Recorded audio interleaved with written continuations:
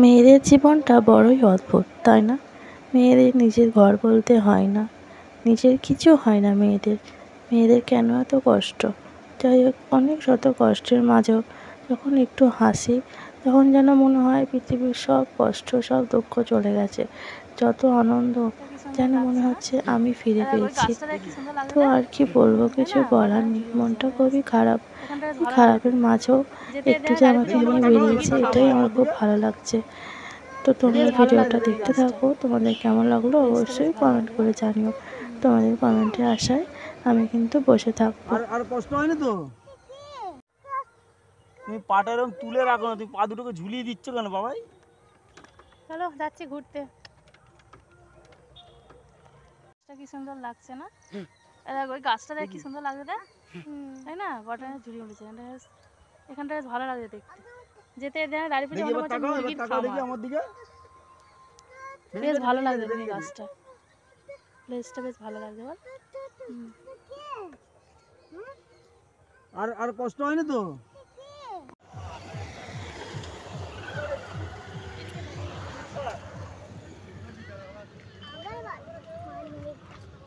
বাবাই চা খাবি? কি চা খাবে? চলো।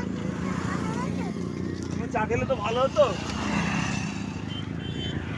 তুমি আবার কি করে চা খেলে ভালো হতো? চা খাওনি, তুমি আবার কি কথা চা খেলে ভালো হতো?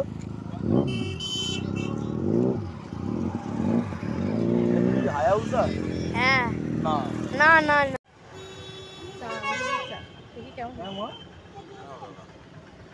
লেবু চা একটা কাপ দাও তো।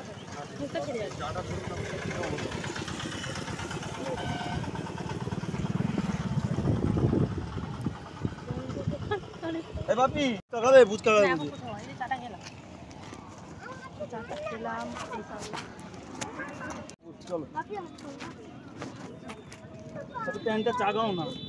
হ্যাঁ মায়ের বাপির এবার ঢোল ডাব কথা নিয়ে শুনতে হবে।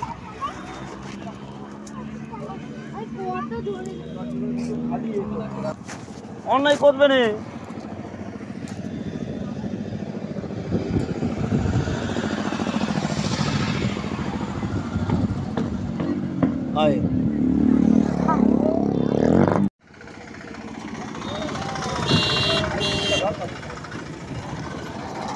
তুমি এদিকটা দাঁড়াও না, তুমি এখানটা দাঁড়াও না, তুমি এখানটা দাঁড়াও, তোমায় দেবে।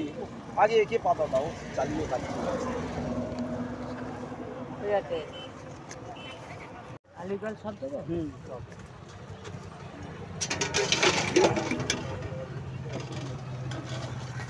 যাবি ঘরে যাবি না? কোথায় যাবি? এখনো বেড়াতে? চ তাহলে আমি যাই। হ্যাঁ